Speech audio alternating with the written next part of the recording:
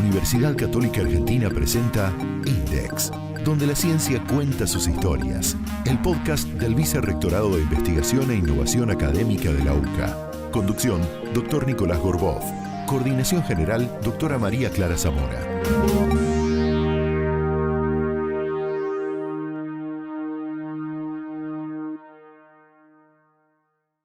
La propuesta de hoy es conversar sobre filosofía, en particular sobre el pensamiento filosófico en la Edad Media.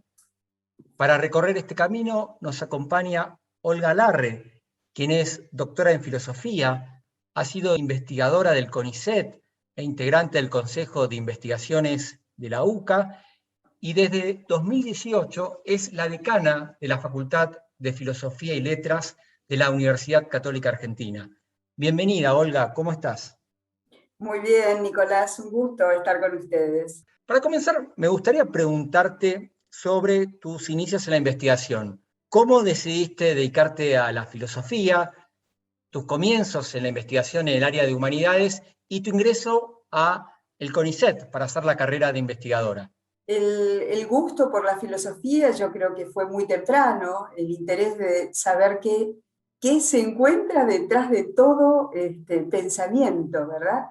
Es decir, qué búsqueda profunda hay en cada una de las expresiones de pensamiento.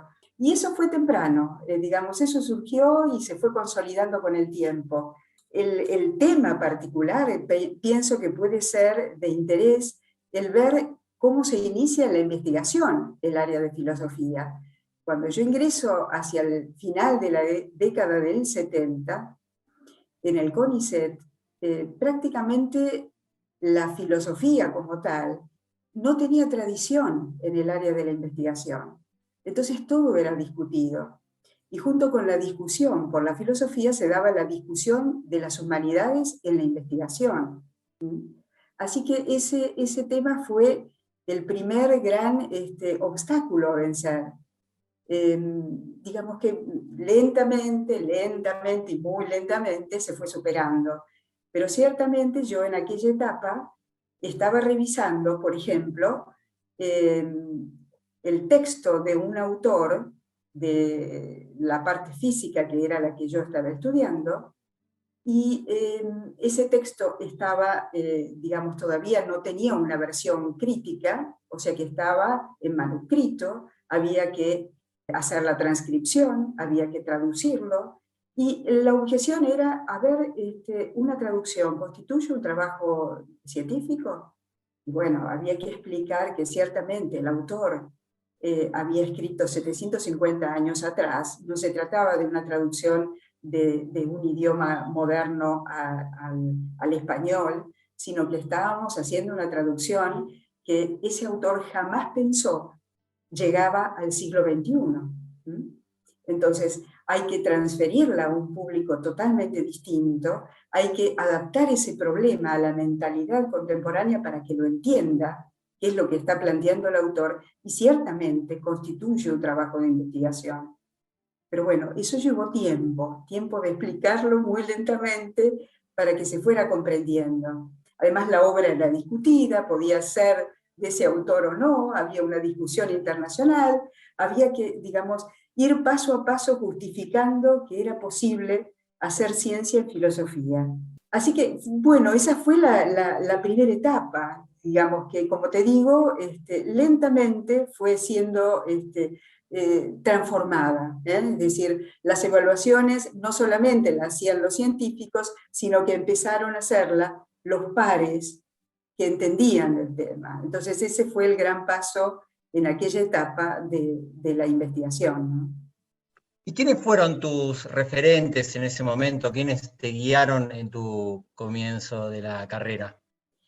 Bueno, era un profesor que estaba en el área en el que yo trabajaba, en filosofía de la naturaleza, el doctor Bolzán, que, digamos, su doctorado era en química, y se dedicó luego a la filosofía.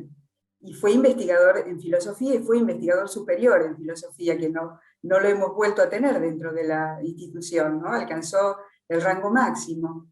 Así que, digamos, tenía una metodología impecable, era sumamente exigente, venía de investigar en ciencia en el CONICET, y cuando se pasa al área de humanidades, bueno, transfiere toda su experiencia en ese tema, y bueno, la verdad es que pudimos, el equipo de trabajo que en ese momento estaba en el área de filosofía, lo aprovechamos ciertamente mucho, mucho. Así que el agradecimiento es de recuerdo permanente en mi caso, ¿verdad? Tu área de competencia es la filosofía medieval. ¿Qué significa pensar en el medioevo? Bueno, esa pregunta es sumamente filosófica. Ciertamente, por ejemplo, un pensador como Kant te diría que hay tres, digamos, temas centrales de la filosofía. El hombre, Dios y el mundo. Y ciertamente esos 1000 años que conforman el medioevo, el tema central estuvo planteado como centro en Dios. Es decir, ese era el punto central a examinar. Y desde allí, digamos, la concepción de hombre, la concepción del mundo, el mundo como criatura.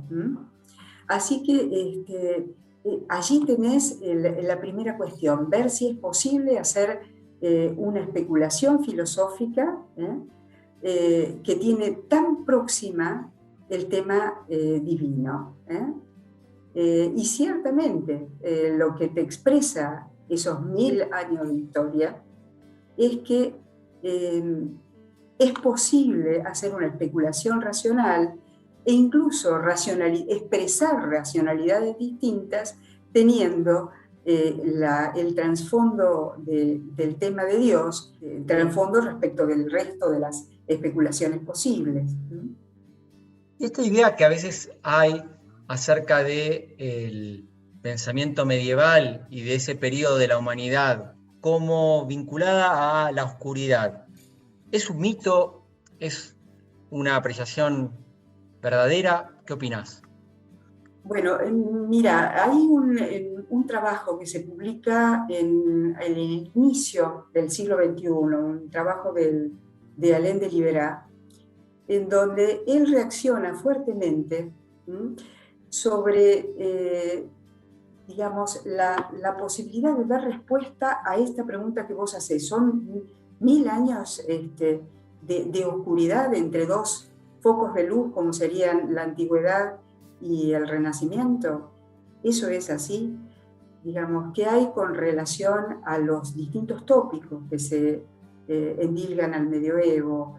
La oscuridad, la ignorancia, la falta de evolución en el tema científico, el desconocimiento popular, las hambrunas, pestes, es decir, bueno, un poco todo ese panorama.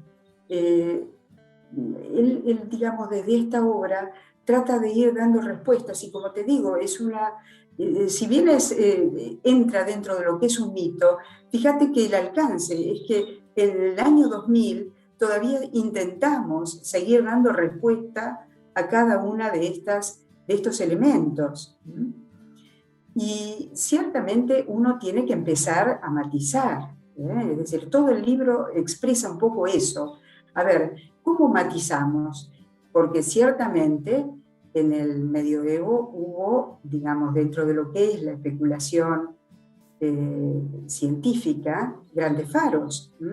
Es decir, tenemos a un San Alberto, por ejemplo, que decide llevar a cabo una especulación un poco más, incluso más de detalle que había realizado Aristóteles. Es decir, él dice, me propongo completar la obra aristotélica en aquello que él no haya contemplado. Y, por ejemplo, tiene un tratado sobre todo lo que es el estudio de los minerales, que ciertamente en Aristóteles no estuvo. Aristóteles se dedicó más bien al tema de la vida, pero San Alberto completa ese panorama. Un Roger Bacon, un Roberto Grosseteste con los estudios sobre la luz, en fin, John Peckham, Nicolás de Oresme, el mismo Guillermo de Ockham. Es decir, tenemos un espectro de pensadores que han avanzado ciertamente aún en la ponderación de temas de ciencia. Así que eso es uno, por ejemplo, de los aspectos que uno debe reconsiderar. Además, en el tema científico, bueno, ciertamente no ha habido el experimento en el grado en que lo hubo en Galileo, ciertamente, pero las ciencias que son observacionales tuvieron su desarrollo. Astronomía, óptica, perspectiva, bueno, todos esos han sido estudios en los que se ha avanzado en el medioevo. El mismo San Alberto con el estudio sobre los continentes, el desarrollo de los continentes. Es decir, ha habido geología, ha habido desarrollos incuestionables. Eso por un lado. Por otro lado, surgen las universidades, como centros, como comunidad de docentes y de maestros y de alumnos, de aprendices, maestros y aprendices, que convivían. Y la discusión académica era ciertamente fuerte, fuerte. En el siglo XIII, en el Cartulario, por ejemplo, frente a temas como de discusión ardiente, en donde se comprometían temas como la fe, ciertamente las discusiones eran muy intensas, y según los relatos, bastante acaloradas también. O sea que ahí tenemos otro elemento en el que uno pondera la importancia del medioevo. La conexión de culturas, en los barrios, en las ciudades, había los pequeños centros que correspondían a los judíos, a las juderías, a los moros, las morerías, a los cristianos, y había convivencia, y había discusión académica también en las universidades, teniendo en cuenta las distintas racionalidades. Tomemos, por ejemplo, a Tomás de Aquino, que toma como referente y llama a Averroes el comentador.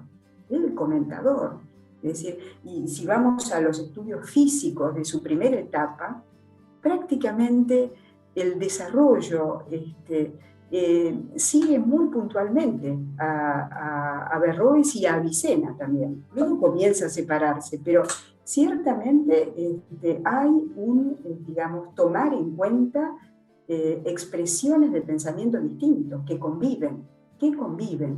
Digamos, si pensamos en nuestro mundo tan dividido, bueno, a ver, esto mismo lo dice Umberto Eco cuando refiere que en el caso del medioevo, la apariencia es de aquí no sucede nada, no hay expresiones originales, pero la cosa que va por debajo es muy distinta. Y la actitud también es distinta, porque el pensador se esconde detrás de la autoridad para expresar cosas totalmente originales. Es decir, enfatiza esa originalidad que es propia del medioevo. Y él, digamos, refiriéndolo a lo moderno, dice que encara la otra perspectiva. Es decir, el autor que, toma una actitud mucho más personalista y sin embargo no se da cuenta que está repitiendo mucho de lo que dice respecto de las tradiciones anteriores. En el redire del escolástico hay mucha más originalidad que en el decir propio del moderno. Y todas estas perspectivas nos llevan a pensar con un poco más de amabilidad este tiempo y con una perspectiva no tan sombría.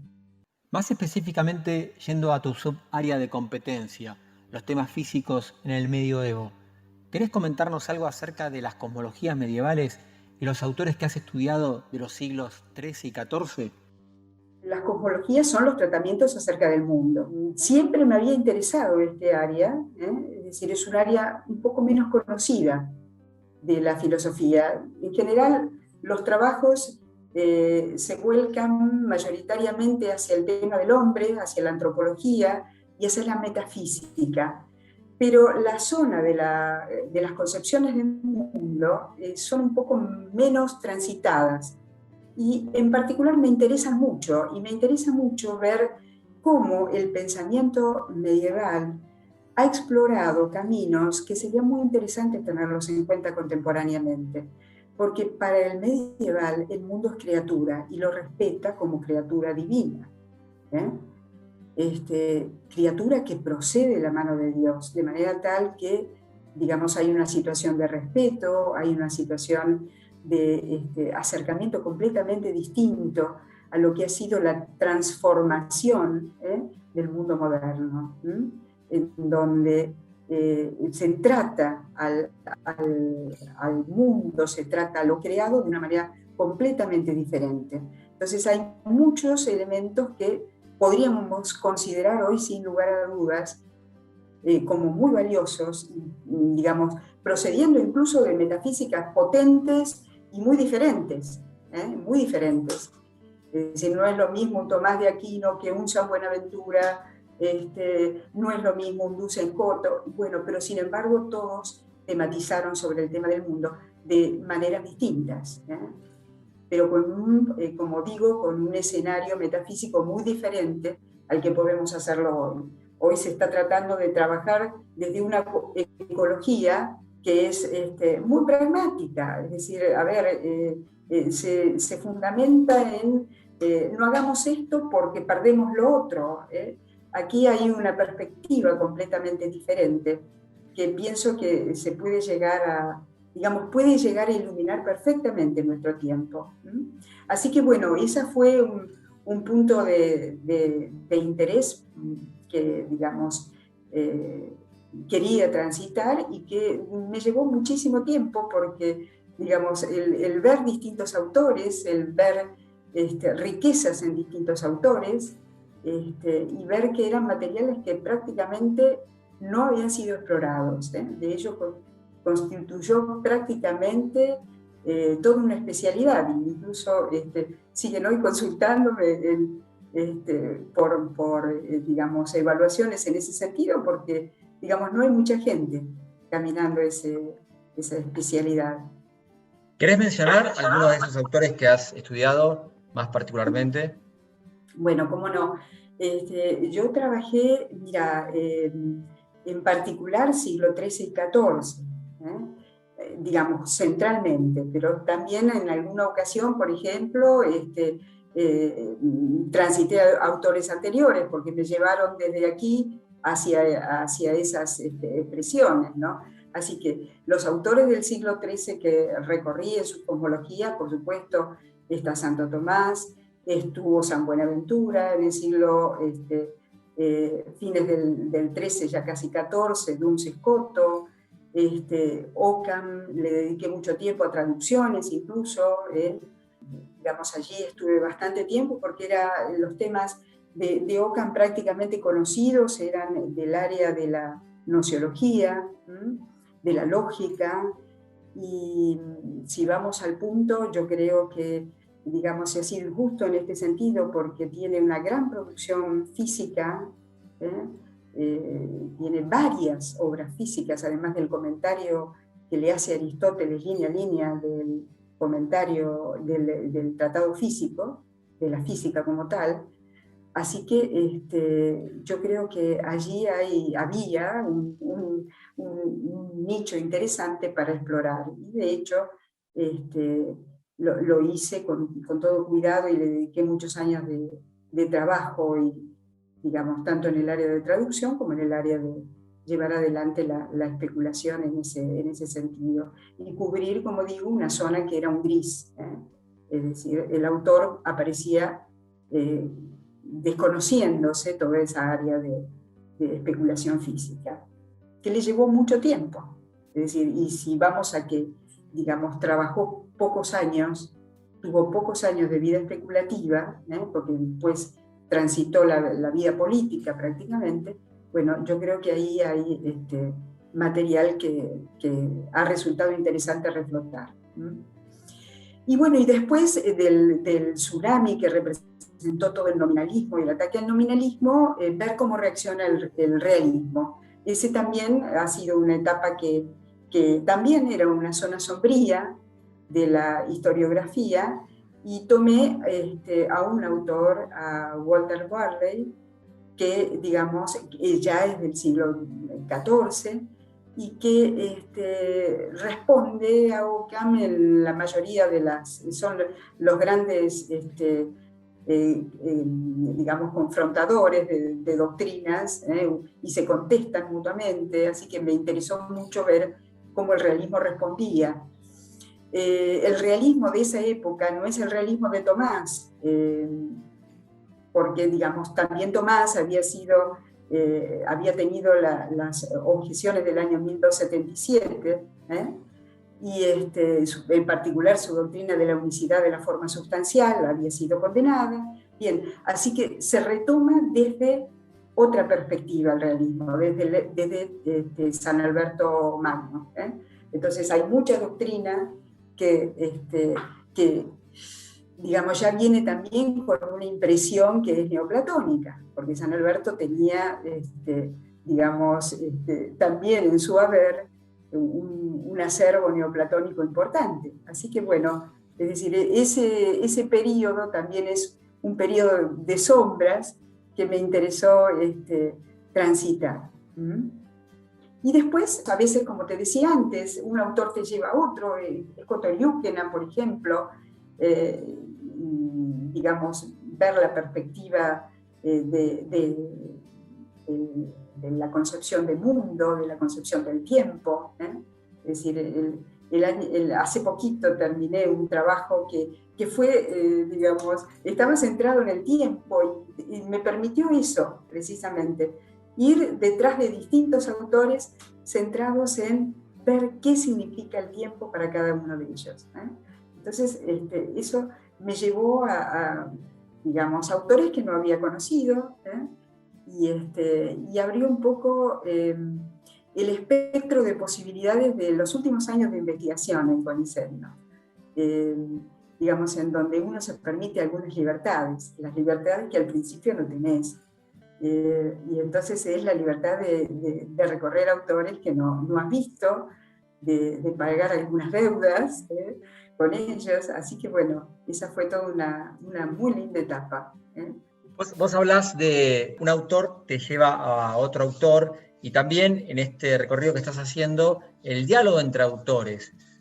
El comienzo de la filosofía moderna supone una ruptura, de alguna manera, o hay una idea de continuidad, evolución.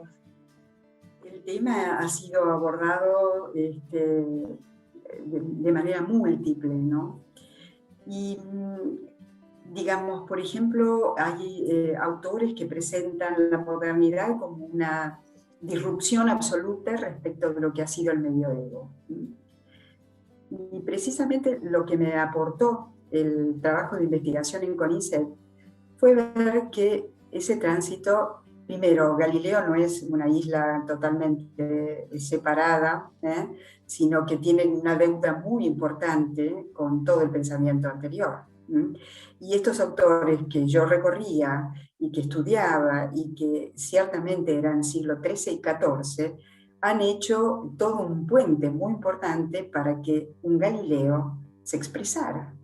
Es decir, un Jean Buridan, por ejemplo, anticipa con la teoría del ímpetus muchas de las teorías que van a desarrollarse después.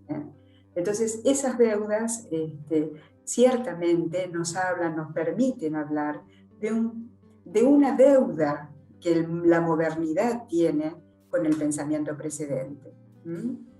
Eso es así, y digamos, yo tampoco estaría en la perspectiva de decir, bueno, tomo un autor medieval y digo, bueno, dice algo que dicen los modernos. No, porque cada quien resuelve los problemas que en su tiempo tiene. Pero sí, ciertamente, si se da el caso inverso, es decir, si estoy en la modernidad, puedo rastrear los orígenes. Gilson ha hecho eso con Descartes y vio de qué manera ese pensador moderno que parecía que no tenía ningún elemento con la tradición, que lo conectara con la tradición precedente, tenía una grandísima deuda con el medioevo.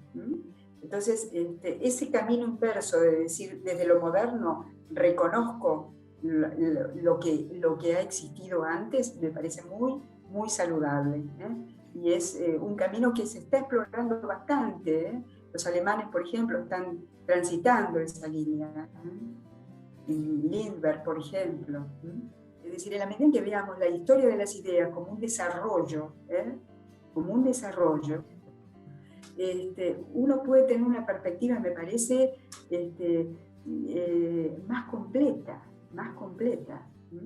no fragmentar, sino que ver que en aquellos primeros pensadores hubo un discernimiento, que ciertamente desde el medioevo, con la incorporación del cristianismo como tal, se fraguó una nueva filosofía, que era la pregunta anterior, ¿no es cierto? Lo que conversábamos acerca de qué es pensar en el medioevo. Bueno, es pensar desde estos recursos un problema distinto, teniendo la cuestión de Dios como un tema central, pero la pienso, es decir, hay una reflexión filosófica sobre el punto, y después ver cómo esto se continúa, y estos pensadores que piensan que están tan solos, los modernos, han tomado elementos, y como dice Eco, repiten mucho más de lo que ellos quisieran, y en el redire de los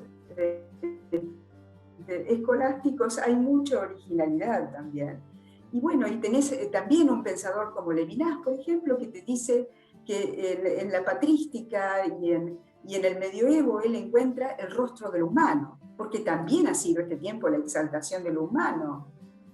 Entonces, tenés en la reflexión contemporánea también posibilidades de encontrar miradas que completen, miradas que profundicen, que reasuman, que digan en un tiempo distinto aquellos que son problemas permanentes de la filosofía. Es decir, a ver, el escenario de problemas yo creo que es siempre el mismo. Es decir, tenemos siempre los mismos enigmas delante.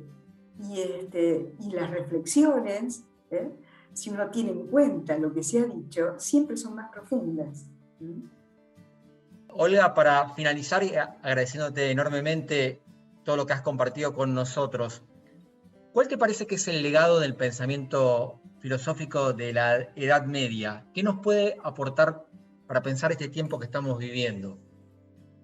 Yo creo que los legados son múltiples en este sentido, ¿no es cierto? Es decir, como expresaba el tema de lo humano como central, es un tema que al hombre del siglo XXI, a este hombre que se ha mostrado caprichoso, dueño de su futuro, y bueno, en una situación como esta en la que estamos transitando un tiempo donde se asemeja bastante, como dice algún filósofo, a la situación de la espera en un consultorio, sin saber qué va a pasar, con cierto temor, y ese tiempo se le dilata, y bueno, es decir, es un poco eso lo que estamos transitando, ¿no? Y allí tenemos los valores de pensar al hombre, volver al hombre, a las fuentes, centrarnos en esa perspectiva de criatura que corresponde al hombre. Entonces, volver sobre temáticas, el rostro del humano, como te decía, que es capaz de descubrir un Levinas en esa tradición, nos dice mucho. Hoy tenés la tecnología prácticamente anunciándonos un mundo distinto, ¿no? Un mundo diferente.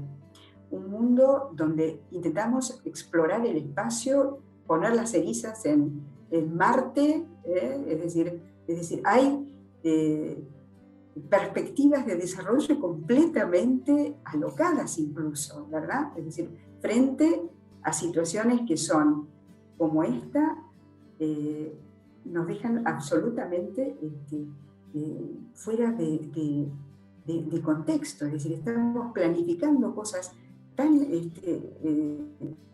importantes frente a un contexto en el que no sabemos qué sucede mañana. Y tenemos que acostumbrarnos a esa perspectiva de, bueno, a ver, somos frágiles, somos criaturas, al mundo lo tenemos que respetar, no podemos tratar la naturaleza de cualquier manera porque nos está respondiendo. Entonces, volver a perspectivas muy centrales, yo diría.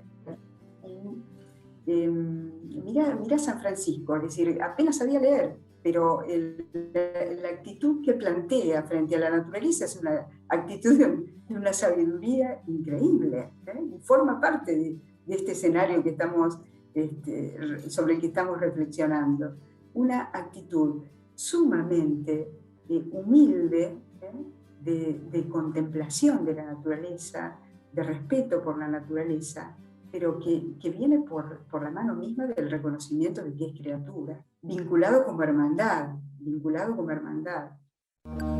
INDEX, donde la ciencia cuenta sus historias. El podcast del Vicerrectorado de Investigación e Innovación Académica de la UCA.